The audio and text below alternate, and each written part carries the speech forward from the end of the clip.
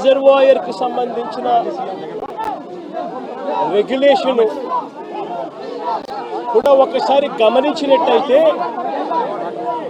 మళ్ళీ మనందరికీ కూడా గుర్తుకొచ్చేది ఏమిటి అని అంటే సాక్షాత్తు గతంలో మనం ఏదైతే చూసామో విజయవాడ ఏ మాదిరిగా అయితే అతలాకుతలమైందో అదే రకమైన మోడస్ ఆపరాండా, అదే రకమైన నిర్లక్ష్యం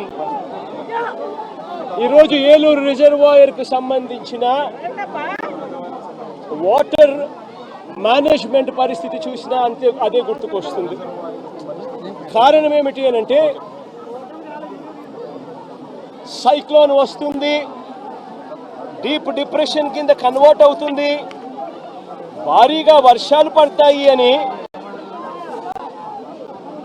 రాష్ట్ర ప్రభుత్వానికి ఇన్ఫర్మేషన్ ఉంది. రాష్ట్ర ప్రభుత్వానికి 31వ తారీఖునే ఈ రకమైన ఇన్ఫర్మేషన్ రాష్ట్ర ప్రభుత్వానికి ఉంది. ఐఎండి వాళ్ళు రాష్ట్ర ప్రభుత్వానికి ఇన్ఫార్మ్ చేసినారు, అలర్ట్ చేసినారు. అలర్ట్ చేసేసరికి ఏ ప్రభుత్వమైనా కూడా ఏం చేయాలి, దాని రివ్యూ తీసుకోవాలి,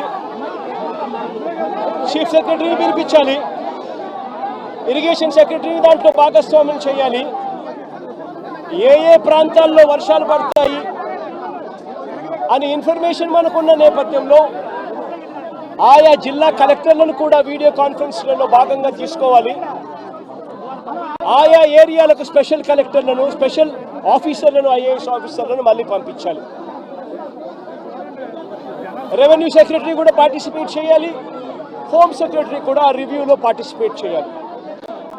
అలా చేసినప్పుడు ఇరిగేషన్ సెక్రటరీ కలెక్టర్లతో తాను మమేకమైపోయి ఏలేరు రిజర్వాయర్లో ఏ స్థాయిలో నీళ్లున్నాయి, వర్షాలు ఏ స్థాయిలో పడబోతా ఉన్నాయి, ఏ స్థాయిలో నీళ్ళ ఇన్ఫ్లో రాబోతా ఉంది, ఆ వచ్చేది ఏలేరు రిజర్వాయర్లో పడినప్పుడు ఆ ఏలేరు రిజర్వాయరు ఆ నీటిని రెగ్యులేట్ చేయగలుగుతుందా, బ్యాలెన్స్ చేయగలుగుతుందా అన్న ఫ్లడ్ కుషన్ను ఏలేరు రిజర్వాయర్లో మెయింటైన్ చేయాల్సిన బాధ్యత ఇరిగేషన్ సెక్రటరీది, కలెక్టర్లది. చంద్రబాబు నాయుడు గారికి జ్ఞానోదయం అయి ఉండింటే కొద్దో గొప్ప చంద్రబాబు నాయుడు గారికి మనుషులకు సంబంధించిన మానవతా దృక్పథానికి సంబంధించిన విలువలు తెలుసుంటే తాను ఒక స్పెషల్ ఆఫీసర్ను కూడా, ఐఏఎస్ ఆఫీసర్ని కూడా వేసి వీటిని సూపర్వైజ్ చేస్తాడు.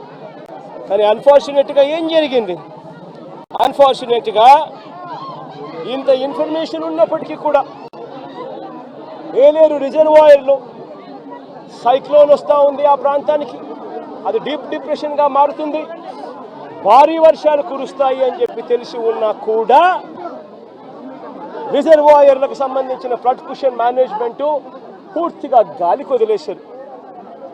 నేను అడుగుతా ఉన్నాను ఇదే మంచి చంద్రబాబు నాయుడు గారిని, దాదాపుగా Yeleru reservoir full reservoir capacity దాదాపుగా 22-23 టీఎంసీలు దాదాపుగా పెట్టుకునే పరిస్థితి ఉంటే అప్పటికే దాదాపుగా ఆ రోజుకు 31వ తారీఖు ఆ రోజుకు దాదాపుగా 18 టీఎంసీల మేరకు నీళ్లు ఆల్రెడీ ఉన్నాయి. మరి ఫ్లడ్ కుషన్ ఖచ్చితంగా దాన్ని మెయింటైన్ చేస్తూ అడుగులు వేయాలా లేదా? కానీ వీళ్ళంతా ఏం చేశారు, సెప్టెంబర్ 1వ తారీఖున ఏలేరు రిజర్వాయర్లో ఇన్ఫ్లో క్యాచ్మెంట్, ఏలేరు రిజర్వాయర్కు సంబంధించిన క్యాచ్మెంట్ చూస్తే సెప్టెంబర్ 1వ తారీఖున ఏలేరు రిజర్వాయర్కు 9,950 క్యూసెక్లు ఇన్ఫ్లో వచ్చింది. మరి బుద్ధి జ్ఞానం ఉన్నవాడు ఆ 9,950 క్యూసెక్లు కిందికి వదిలేయాలి కదా. ఎందుకనంటే ఏలేరు రిజర్వాయర్ కింద అవుట్ఫ్లో కెనాల్ కెపాసిటీ, అవుట్ఫ్లో కాలువ కెపాసిటీ 14,000 క్యూసెక్స్కు కాలువ కెపాసిటీ ఉంది. కాబట్టి ఆ వచ్చిన 9,950 క్యూసెక్స్ కిందికి వదిలేయాలి కదా. వదిలేస్తే నీ ఫ్లడ్ కుషన్ అనేది నువ్వు మెయింటైన్ చేయగలుగుతావు. పైనుంచి నీళ్లు వచ్చినప్పుడు ఆ నీళ్లను రెగ్యులేట్ చేస్తూ కిందికి వదలగలుగుతాం. కానీ 9,900 క్యూసెక్స్ 9,950 క్యూసెక్స్ ఏలేరు రిజర్వాయర్లోకి ఇన్ఫ్లో వస్తే సెప్టెంబర్ 1వ తారీఖున ఏలేరు రిజర్వాయర్ నుంచి బయటికి నీళ్ళు ఎంత పంపారో తెలుసా? ఫ్లో కేవలం 300 క్యూసెక్స్. సెప్టెంబర్ 2వ తారీఖున 7,033 క్యూసెక్లు ఏలేరు రిజర్వాయర్కి ఇన్ఫ్లో వస్తే వీళ్ళు బయటికి ఎంత పంపించారో తెలుసా? కేవలం మళ్ళీ 300 క్యూసెక్స్. సెప్టెంబర్ 3వ తారీఖున మళ్ళీ ఏలేరు రిజర్వాయర్కి ఇన్ఫ్లో 4,991 క్యూసెక్లు వస్తే వీళ్ళు బయటకు పంపించింది ఎంతో తెలుసా? కేవలం మళ్ళీ 300 క్యూసెక్లు మాత్రమే. సెప్టెంబర్ 4వ తారీఖున 5,045 క్యూసెక్లు వస్తే వీళ్ళు బయటకు పంపించింది కేవలం 300 క్యూసెక్లు. ఈ మాదిరిగా రిజర్వాయర్ను రెగ్యులేట్ చేయాల్సిన కార్యక్రమం చేయకుండా canal carrying capacity, outflow capacity of the canal ఎటువంటి ముంపుకు గురి కానికుండా 14,000 క్యూసెక్స్ను పంపించగలిగే పరిస్థితి ఉన్నా సరే, మోడర్నైజేషన్ కాస్త కూస్తో సరిగ్గా జరగలేదు కాబట్టి 14 కాకపోతే దాన్ని 10,000 వేసుకోండి. కనీసం 10,000 క్యూసెక్లైనా కనీసం ఎటువంటి ముంపుకు కూడా గురి కాకుండా పంపించే పరిస్థితి ఉన్నా కూడా వీళ్ళు ఏం చేశారు? పైనుంచి నీళ్లు వస్తూ ఉన్నా కూడా ఏమాత్రం కూడా లెక్క పెట్టకుండా నిర్లక్ష్య వైఖరితో కేవలం 300 క్యూసెక్లు మాత్రమే మొదలుపెట్టారు. ఇలా వదిలిపెడుతూ ఏకంగా 9వ తారీఖు వచ్చేసరికి రిజర్వాయర్లలో స్టోరేజ్ కెపాసిటీ పూర్తిగా నిండిపోయింది. స్టోరేజ్ కెపాసిటీ పూర్తిగా నింపేశారు. వదలాల్సింది పోయి మెయింటైన్ చేయాల్సింది పోయి పూర్తిగా నింపేశారు. నింపేసరికి 9వ తారీఖున 45,335 క్యూసెక్లు నీళ్లు ఏలేరు రిజర్వాయర్కి ఇన్ఫ్లో వస్తే వీళ్ళు గత్యంతరం లేక రిజర్వాయర్ కెపాసిటీ పూర్తిగా నిండిపోయింది కాబట్టి కిందికి 21,500 క్యూసెక్లు కిందికి నీళ్ళు వదిలేశారు. మరుసటి రోజు సెప్టెంబర్ 10వ తారీఖున 26,134 క్యూసెక్లు నీళ్లు ఏలేరు రిజర్వాయర్కి వస్తే ఏకంగా 27,275 క్యూసెక్లు నీళ్లు కిందికి వదిలేశారు. నేను అడుగుతా ఉన్నా మిమ్మల్ని, ఇది మ్యాన్ మేడ్ ఫ్లడ్ కాకపోతే ఏమిటయ్యా అని చెప్పి. నేను చెప్పేటివన్నీ కూడా వాస్తవాలు. మీ ఏలేరు రిజర్వాయర్ నుంచి వచ్చిన డేటా ఇది. నిజంగా ఒక బాధ్యత లేని ప్రభుత్వం, ప్రజల పట్ల ఏమాత్రం కూడా మానవత్వం చూపని ప్రభుత్వం, వరదలు వస్తే కనీసం ఎలా హ్యాండిల్ చేయాలనో కూడా కనీసం ఇంకిత జ్ఞానం కూడా లేని ఈ ప్రభుత్వాన్ని ఏమనాలి అని చెప్పి మీరే ఆలోచన చేయమని నేను కోరుతా ఉన్నా. ఇంకొక విషయం కూడా చెప్పదలుచుకున్నా. ఇదే మనిషి చంద్రబాబు నాయుడు గారు అబద్ధాలు చెప్పడంలో గోబెల్స్కు చంద్రబాబు నాయుడు గారు ఏకంగా తమ్ముడు వరుస అవుతాడు. గోబెల్స్కు చంద్రబాబు నాయుడు తమ్ముడు వరుస అవుతాడు. అబద్ధాలు చెప్పడంలో చంద్రబాబు నాయుడు గారి పరిస్థితి, కెపాసిటీ ఏమిటి అని అంటే, అబద్ధాలను తాను మ్యానుఫ్యాక్చర్ చేయగలుగుతాడు, చేయడంలో దిట్ట. ఆ మ్యానుఫ్యాక్చర్ చేసిన అబద్ధాన్ని అమ్మగలిగిన కెపాసిటీ కూడా ఎవరికైనా ఉంది ఈ ప్రపంచంలో అని అంటే అది ఒక్క చంద్రబాబుకు మాత్రమే ఉంది. ఆ చంద్రబాబుకు వంతపాడే ఆ ఈనాడు, ఆ ఆంధ్రజ్యోతి, ఆ TV5 వీళ్ళకు మాత్రమే అటువంటి దుర్మార్గమైన కెపాసిటీస్ ఉన్నాయి. ఎందుకు ఈ విషయం చెప్తా ఉన్నానంటే, ఇవన్నీ కూడా నేను చెప్పినట్టు వాస్తవం. ఒకవైపున ఈ వాస్తవం ఉంటే, ఏలేరు ఆధునీకరణ గురించి చంద్రబాబు నాయుడు గారు మరో చక్కటి అబద్ధం ఆడాడు. అసలు ఏలేరు ఆధునీకరణ, మోడర్నైజేషన్ ఆఫ్ కెనాల్, ఇది మామూలుగా ఒక కెనాల్ను మోడర్నైజ్ చేయాలి అని అంటే ఎప్పుడైనా కూడా ఎప్పుడు అవకాశం ఉంటుంది, ఎప్పుడు వెసులుబాటు ఉంటుందనంటే ఆ కెనాల్లో నీళ్లు ఆపగలిగినప్పుడు, నీళ్లు పారనప్పుడు, లేకపోతే క్రాప్ నీళ్లు డ్యామ్లో నీళ్లు ఉన్నా కూడా చేయాలని అనుకుంటే క్రాప్ హాలిడే డిక్లేర్ చేస్తే తప్ప మోడర్నైజేషన్ కార్యక్రమాలు చేయలేము. 2008 నుంచి ఏలేరు మోడర్నైజేషన్ కార్యక్రమం జరుగుతూనే ఉంది. కొత్తగా చంద్రబాబు నాయుడు గారు చేసేదేమీ లేదు, చేసింది లేదు. 2008లో ఆ దివంగత ప్రీతమ నాయకుడు రాజశేఖర రెడ్డి గారు ఏలేరు రిజర్వాయర్కు సంబంధించి నాన్నగారు మోడర్నైజేషన్కు శ్రీకారం చుట్టాడు. అప్పట్లో 138 కోట్ల రూపాయలు కేటాయిస్తూ ఆ దివంగత నేత ప్రీతమ నాయకుడు రాజశేఖర రెడ్డి గారు నాన్నగారు ఏలేరు కెనాల్కు సంబంధించిన మోడర్నైజేషన్ కార్యక్రమం చేపట్టాడు. నాన్నగారు చనిపోయిన తర్వాత మళ్ళీ ఆ కార్యక్రమం ఎవరు పట్టించుకోలేదు. చంద్రబాబు నాయుడు వచ్చాడు 2014లో. ఆయన ఏమైనా పట్టించుకున్నాడా? 295 కోట్లకు అంచనాలు పెంచాడు. మరి ఆయన 5 ఏళ్ళు ఉన్నాడు కదా, మరి ఎందుకు చేయలే అంటున్నా. ఆయన కాలంలో కరువు, కనీసం ఈ మాదిరిగా అన్న వర్షాలన్నా ఎక్కువ పడతా ఉండి రిజర్వాయర్లు పూర్తిగా నిండిపోయి ఉన్నాయి. రిజర్వాయర్లు నిండున్నాయి కాబట్టి రైతులకు కెనాల్ నుంచి నీళ్లు పంపకపోతే రైతులకు ఇబ్బంది కలుగుతుంది. నీళ్లు ఉండి రైతులు వ్యవసాయం చేయలేని పరిస్థితిలోకి పోతారు అన్న పరిస్థితి అప్పట్లో కూడా లేదు. చంద్రబాబు నాయుడు గారు కరువు ఇద్దరు కవలలే. ఆ చంద్రబాబు నాయుడు గారు 5 సంవత్సరాలు కూడా పరిపాలన చేశాడు, అంతా కరువే. మరి 295 కోట్లకు అంచనాను ఆయన పెంచిన వ్యక్తి 5 ఏళ్ళు టైం ఉన్నది. 2015 ఏప్రిల్లో అంచనా వ్యయాన్ని 295 కోట్లకు కమిషన్ల కోసం పెంచాడు. మరి పెంచిన ఆ వ్యక్తి ఎందుకు చేయలేదని అడుగుతా ఉన్నా. 2008 నుంచి 2023 దాకా, అంటే మా ప్రభుత్వం దాకా కూడా, ఇంకా మా ప్రభుత్వంలో వైఎస్ఆర్సీపీ ప్రభుత్వంలో ఇంకా చేయలేకపోయే మోడర్నైజేషన్ అనుకున్నంత వేగంగా అనేదానికి కారణమన్నా ఉంది. కారణం ఏమిటంటే ప్రతి సంవత్సరము బ్రహ్మాండమైన వర్షాలు పడతా ఉన్నాయి, రిజర్వాయర్లు పూర్తిగా నిండున్నాయి. ఆ టైంలో క్రాప్ హాలిడే డిక్లేర్ చేసి రిజర్వాయర్ నిండుగా పెట్టి క్రాప్ హాలిడే డిక్లేర్ చేసి రైతులను ఇబ్బంది పాలు చేయడం ఇష్టం లేక కొద్దో గొప్ప మోడర్నైజేషన్ కార్యక్రమంలో కొద్దో గొప్ప మేము అనుకున్నంత వేగంగా చేయలేకపోయి ఉండొచ్చు. కానీ చంద్రబాబు నాయుడు గారి హయాంలో అంత కరువే ఉన్నప్పుడు ఆయన ఎందుకు చేయలేదని అడుగుతా ఉన్నా. ఆ 5 సంవత్సరాలు ఏమాత్రం చేశాడని అడుగుతా ఉన్నా.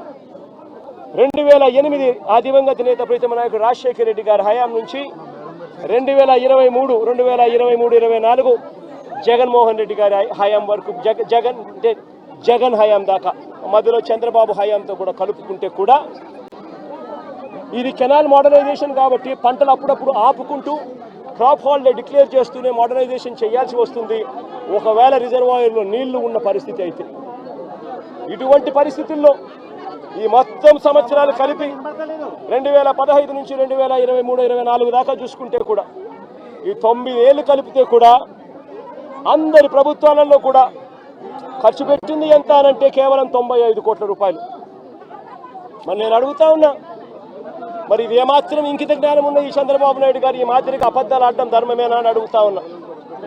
ఒకవైపున ఏలేరు రిజర్వాయర్కి సంబంధించి ఫ్లడ్ కుషన్ మేనేజ్మెంట్లో పూర్తిగా విఫలమై కావాలని ఒక మ్యాన్ మేడ్ ఫ్లడ్ క్రియేట్ చేసి రైతులందరినీ కూడా ఇబ్బంది పాలు చేసి ప్రజలందరినీ ఒకవైపున ఇబ్బంది పాలు చేసి ఇంకా వేలెత్తి చూపిస్తాడు జగన్ మీద.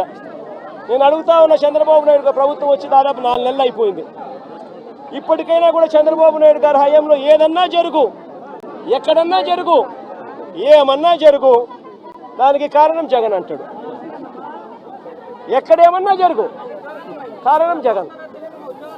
విజయవాడలో వరదలు వచ్చినా జగన్, ఏలేరు రిజర్వాయర్ వచ్చినా జగన్, ఆంధ్ర రాష్ట్రంలో కోవిడ్ వచ్చినా జగన్. చంద్రబాబు నాయుడు గారి హయాంలో చంద్రబాబు నాయుడు గారు ఏమి చేయలేకపోయినా కారణం జగన్ జగన్ జగన్ జగన్ జగన్ జగన్. అయ్యా చంద్రబాబు, 4 నెలలు అయిపోయినాయా నీ ప్రభుత్వం వచ్చి? ఇంకా జగన్ జగన్ జగన్ జగన్ అని చెప్పి జగన్ నామం చేయడం కాదు నువ్వు చేయాల్సింది. రాష్ట్ర ప్రజలకు నిజాయితీతో పాలన చేయడం నేర్చుకొని అడుగుతా ఉన్నా.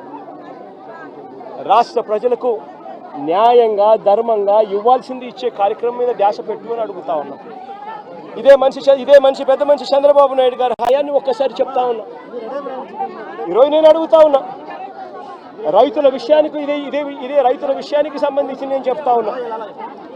ఇదే పెద్ద మనిషి చంద్రబాబు నాయుడు గారి హయాంలో ఒక్కసారి పరిస్థితి ఎలా ఉంది అని గమనించమని అడుగుతా ఉన్నా. ఇంతవరకు ఈరోజు ఈ క్రాప్ కార్యక్రమం జరగడంలా ఆర్బీకే వ్యవస్థ పూర్తిగా నిర్వీర్యమైపోయింది. సచివాలయాలలో ఈరోజు పూర్తిగా నిర్వీర్యం చేసి సచివాలయాలను వదిలేశారు. వాలంటీర్ వ్యవస్థ కనుమరుగైపోయింది. రైతులకు ఇవ్వాల్సిన ఉచిత పంటల బీమా గాలి కొదిలేశాడు. రైతుల తరపున కట్టాల్సిన ఇన్సూరెన్స్ ప్రీమియం కట్టకుండా వదిలేశాడు. నేను అడుగుతా ఉన్నాను ఇదే పెద్ద మనిషి చంద్రబాబు నాయుడు గారిని, ఈ క్రాప్ ఏమైందయ్యా అని అడుగుతా ఉన్నాను. గ్రామ సచివాలయాల్లో పెట్టాల్సిన సోషల్ ఆడిట్లో పెట్టాల్సిన లిస్టులు ఏమైనాయా అని అడుగుతున్నాను. ఆర్బీకే వ్యవస్థ ఏమైందయ్యా అని అడుగుతా ఉన్నాను. ఇదే పెద్ద మనిషి చంద్రబాబు నాయుడు అడుగుతా ఉన్నాను. వ్యవసాయ సీజన్ మొదలయ్యేసరికి రైతు భరోసా ఇచ్చే కార్యక్రమం ఏమైందయ్యా అని అడుగుతా ఉన్నాను. వ్యవసాయ సీజన్ మొదలయ్యేసరికి రైతులకు ఇవ్వాల్సిన 0 వడ్డీ ఏమైందయ్యా చంద్రబాబు అని అడుగుతా ఉన్నాను.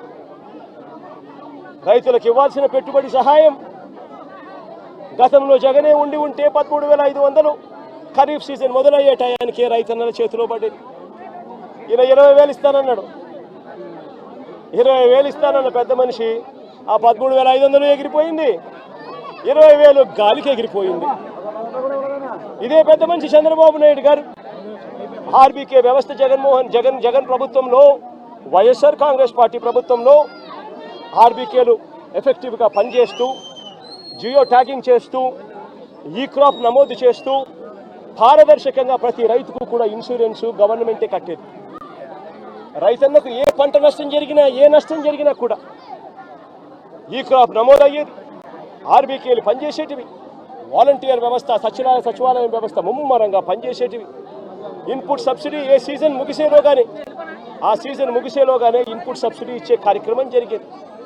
ఇన్సూరెన్స్ కూడా రైతన్న నిశ్చింతగా మళ్ళీ సీజన్ వచ్చేసరికి రైతన్న చేతిలో ఇన్సూరెన్స్ సొమ్ము కూడా పడేది. రైతన్నలకు ₹1 ఖర్చు కూడా లేకోకుండా ఇన్సూరెన్స్ ప్రీమియం రాష్ట్ర ప్రభుత్వమే కట్టేది. రైతన్న వ్యవసాయం మొదలు పెట్టేసరికి రైతన్న చేతిలో పెట్టుబడి కోసం రైతు భరోసా సొమ్ము ఉండేది.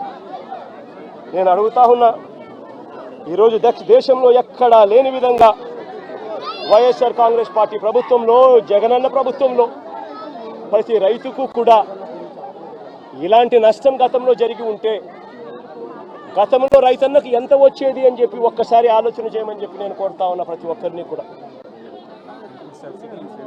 ఇదే జగన్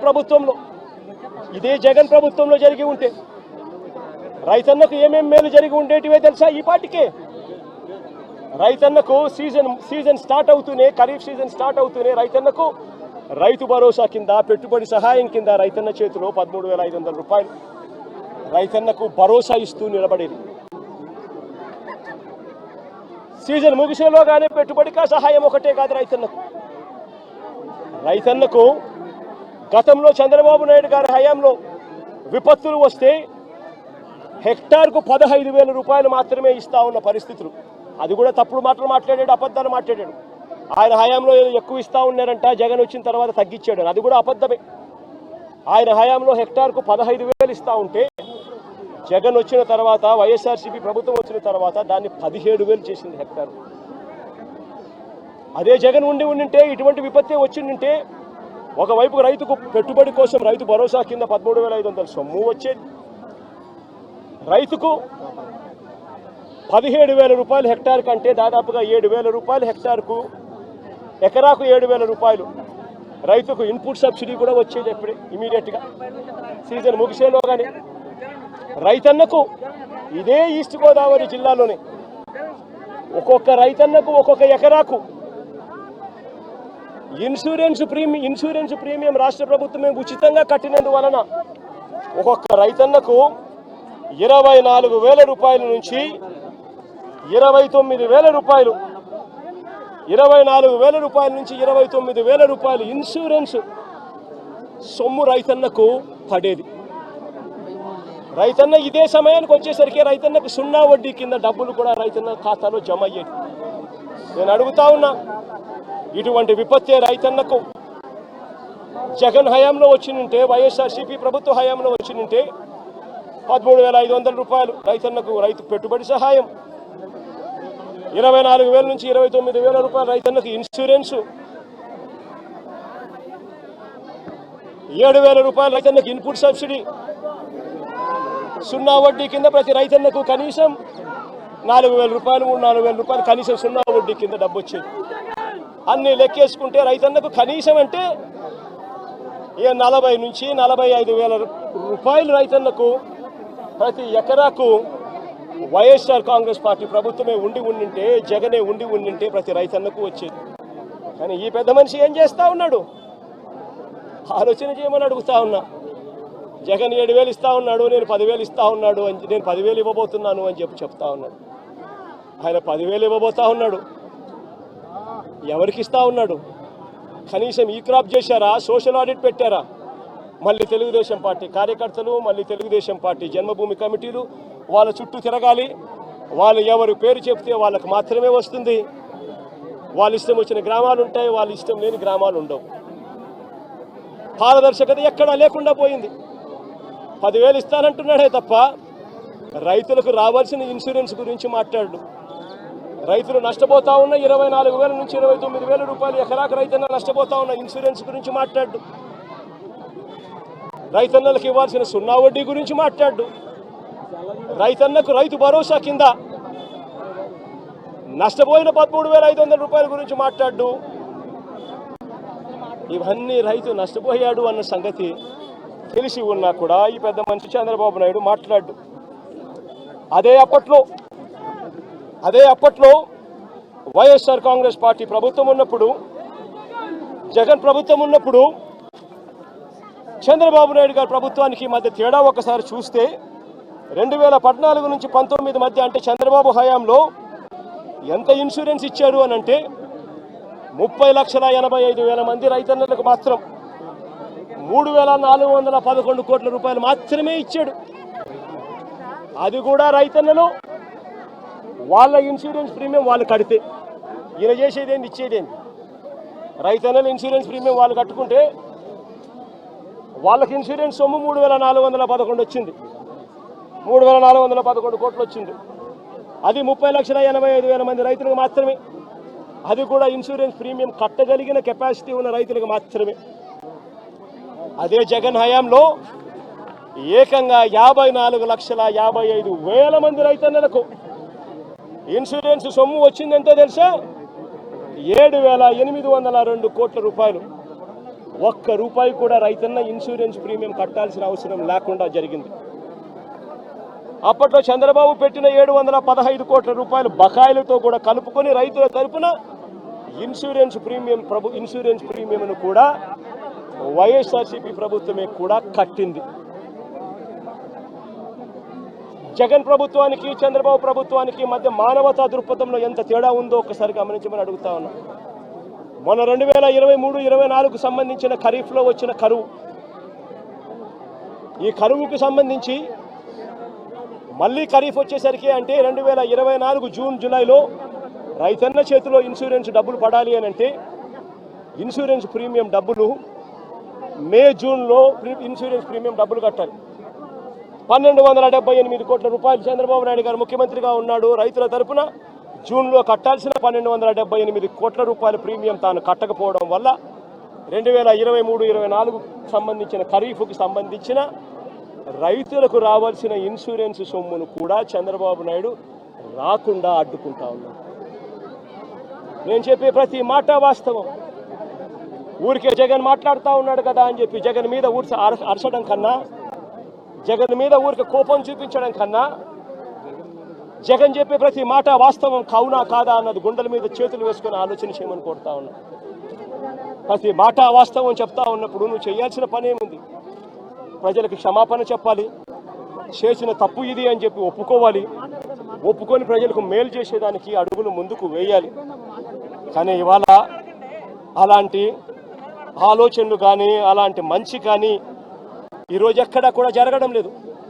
ఒక్క రైతు భరోసా కింద సొమ్ము కింద మాత్రమే జగనన్న ప్రభుత్వంలో వైఎస్ఆర్సీపీ ప్రభుత్వంలో 13,500 రూపాయలు చొప్పున ప్రతి రైతన్నకు ఇచ్చిన సొమ్మే 53,58,000 మంది రైతన్నలకు అక్షరాల 34,288 కోట్ల రూపాయలు ఒక్క రైతు భరోసా సొమ్మే. ఈ పెద్ద మంచి చంద్రబాబు నాయుడు ఏమన్నాడు? ఎన్నికలప్పుడు ఏమన్నాడు? తాను తన ఎమ్మెల్యేలు డోర్ టు డోర్ క్యాంపెయిన్ చేసేటప్పుడు ఏమన్నాడు? ఇంట్లోకి పోతే రైతన్న కండువా వేసుకొని ఇంట్లో నుంచి బయటకు వస్తా ఉంటే ఏమన్నాడు, చంద్రన్న వస్తాడు 20,000 ఇస్తాడు. జగన్ అయితే 13,500 కదా, 20,000 ఇస్తాడు. అదే చిన్న చిన్న పిల్లలు కనపడితే ఏమనేవాడు, అదే ఇంట్లో చిన్న చిన్న పిల్లలు కనపడితే ఏమనేవాడు, నీకు 15,000. చిట్టి తల్లి ఇటురమ్మా, ఇటురా తల్లి, ఇటు ఇటు ఇటు ఇటు ఇటు ఇటు దగ్గరకు వచ్చి దగ్గరకు వచ్చి దగ్గరకు వచ్చాయి దగ్గరకు వచ్చి దగ్గరకు వచ్చి దగ్గరకు వచ్చాయి ఇటు ఇటు ఇటు ఇటు ఇటు నీకు 15,000. ఇదిగో నీ తమ్ముడికి నీకు 15,000. అదిగో నీ తమ్ముడికి ఇంకో తమ్ముడి దగ్గరకు వచ్చినా నీకు కూడా 15,000. నీకు ఇంకో పాప నీకు కూడా 15,000. సంతోషమా అని చంద్రబాబు అనేవాడు. అదే జగన్ అయితే అమ్మఒడి కింద కేవలం అమ్మ ఖాతాలో 15,000 మాత్రమే వేస్తాడు. అదే చంద్రబాబు అయితే సూపర్ 6లో చెప్పాడు, నీకు 15,000, నీకు 15,000, నీకు 15,000, నీకు 15,000 అని చెప్పాడు. అని పిల్లలను మోసం చేశాడు, అక్క చెల్లెమ్మలను మోసం చేశాడు. ఆ ఇంట్లో నుంచి వాళ్ళ అమ్మ బయటకు వస్తే వాళ్ళ అమ్మ, వాళ్ళ చిన్నమ్మ, ఇటువంటి వాళ్ళు ఎవరైనా బయటకు వస్తే, నీ పేరేం పేరు తల్లి, నందిని లాంటి తల్లి బయటకు వస్తే ఇంట్లో నుంచి ఆ తల్లిని చూపించి ప్రతి మహిళకు 18 సంవత్సరాలు నిండిన ప్రతి మహిళకు మా చంద్రన్న సూపర్ 6లో చెప్పాడు, ప్రతి మహిళకు నెలకు 1,500 రూపాయలు చెప్పున సంవత్సరానికి 18,000. నీకు 18,000 చెల్లెమ్మ, నీకు 18,000, నీకు 18,000 అని ఆ ఇంట్లో నుంచి వచ్చిన ప్రతి ఒక్కరూ ఆ అమ్మకు, ఆ చిన్నమ్మకు, ఆ పెద్దమ్మకు అందరికీ నీకు 18,000, నీకు 18,000, నీకు 18,000 చెప్పాడు. అందరితో ఆగిపోయాడా? ఆ ఇంట్లో నుంచి 50 ఏళ్ళ పై చిలుకు గల్ల మహిళ ఎవరైనా బయటకు వస్తే, మా అమ్మ జమ్మ వయసులో ఉన్న ఎవరైనా బయటకు వస్తే, మా అమ్మలంటమ్మ బయటకు వస్తే వీళ్ళకేమనేవాడు, జగన్ అయితే నీకు 18,000 ఇస్తాడు, మా చంద్రన్ అయితే నీకు 48,000 ఇస్తాడు అని చెప్పి అమ్మను మోసం చేశాడు.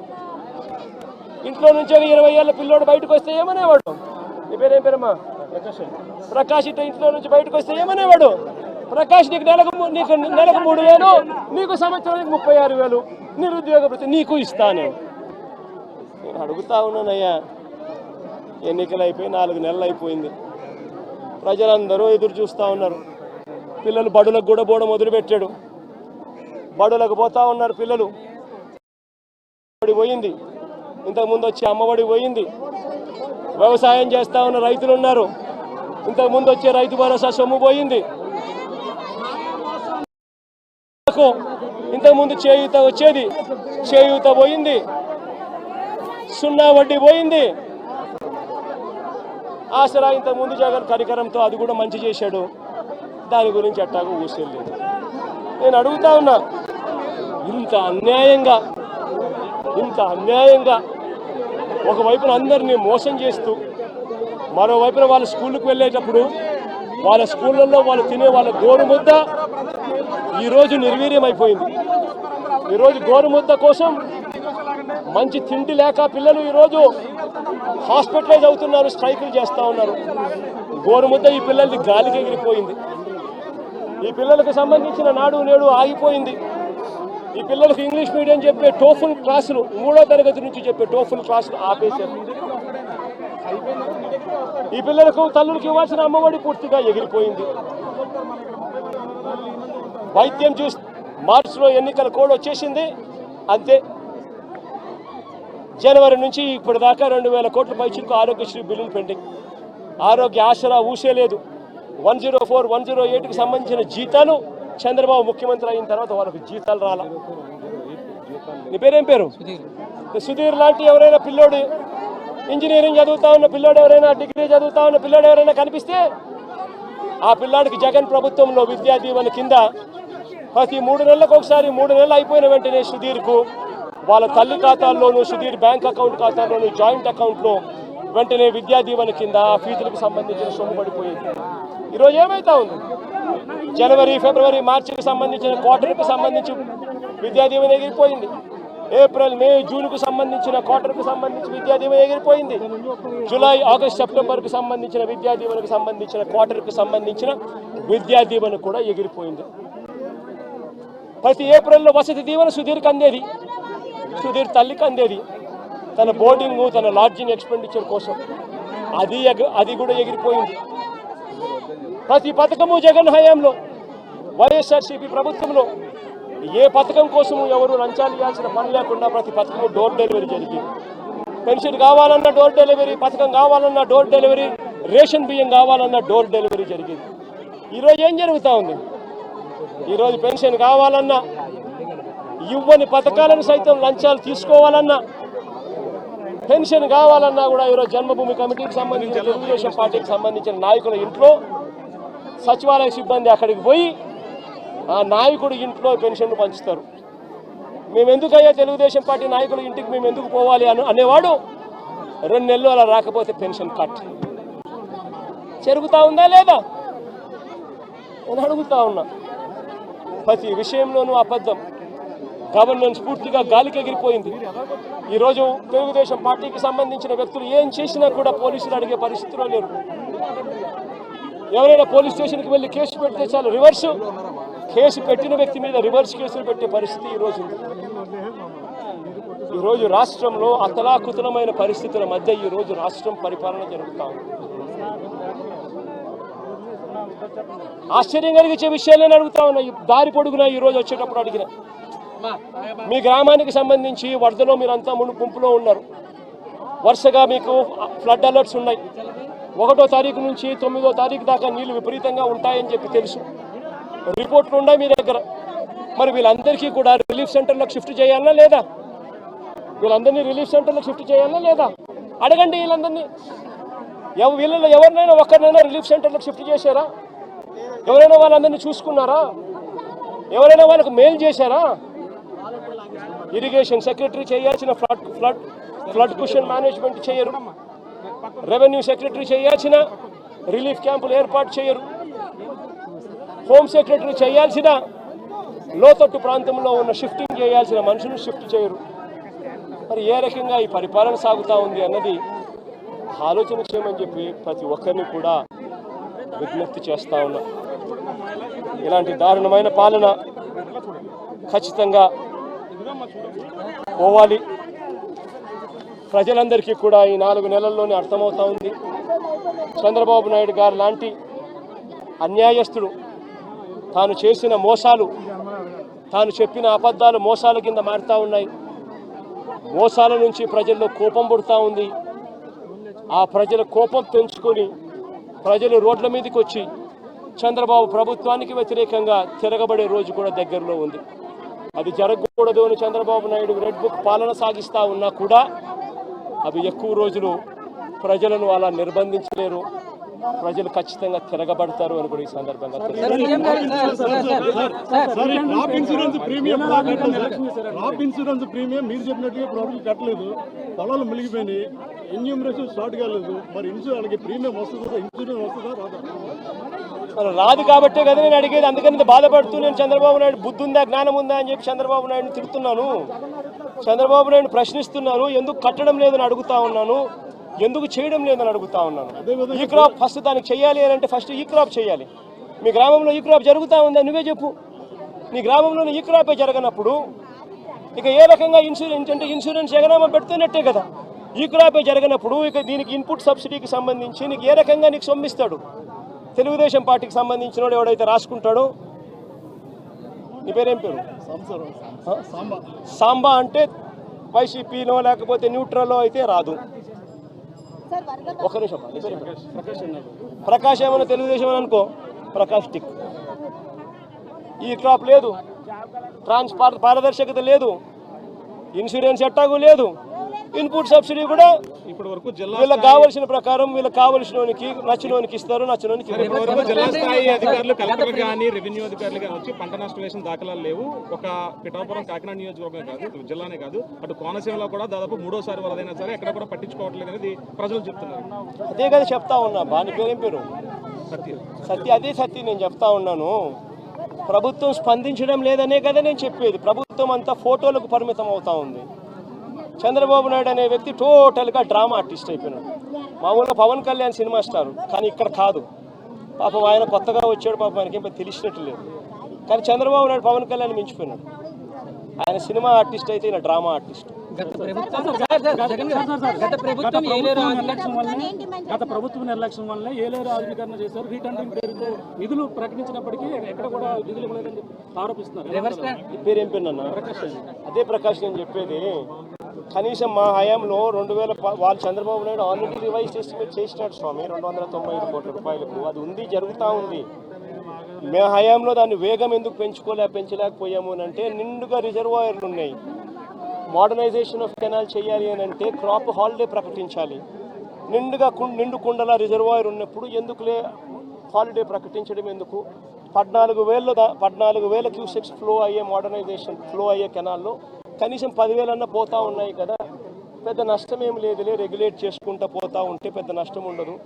కరువు వచ్చినప్పుడు ఇంకోటి వచ్చినప్పుడు దీని గురించి హ్యాండిల్ చేయొచ్చులే అని కొద్దిగా మనం కూడా రైతుల పక్షాన, రైతులకు నష్టం జరగకూడదు, క్రాప్ హాలిడే వేస్ట్ కాకూడదు, వాళ్ళకు క్రాప్ హాలిడే ఇచ్చి వాళ్ళకి ఇబ్బంది కడగకూడదు అని చెప్పి కొద్ది గొప్ప అనుకున్నంత వేగంగా చేయకపోవచ్చు.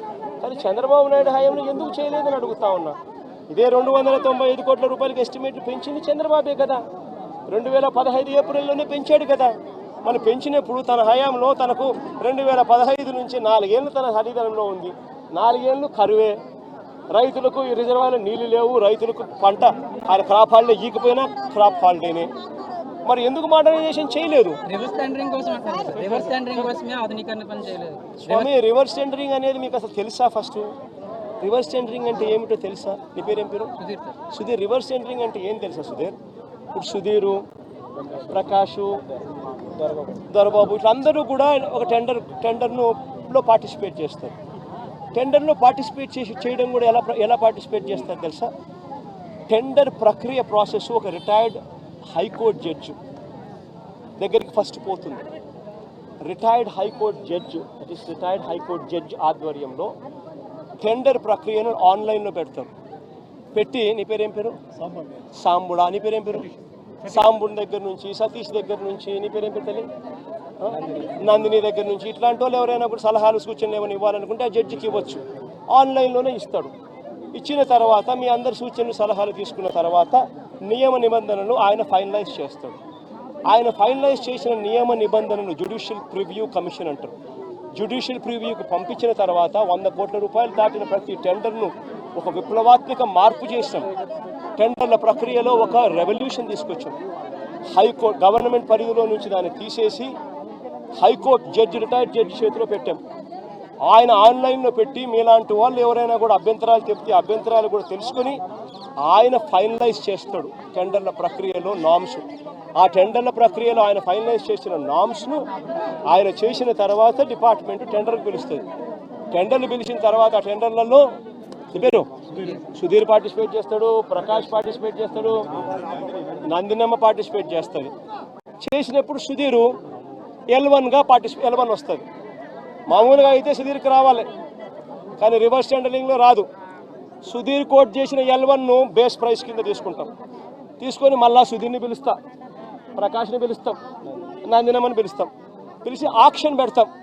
సుధీర్ ఈ మాట చెప్పినాడు, ప్రకాష్ నువ్వు తగ్గుతావా అంటాం. తగ్గుతాను, ఇంత 10 రూపాయలు నేను అప్పుడు పొరపాటు నేను ఇంకా తగ్గిస్తాను, నాకు వచ్చే అవకాశం ఉంది కాబట్టి నేను సుధీర్తో కాంపిటీషన్ లేకొస్తాను.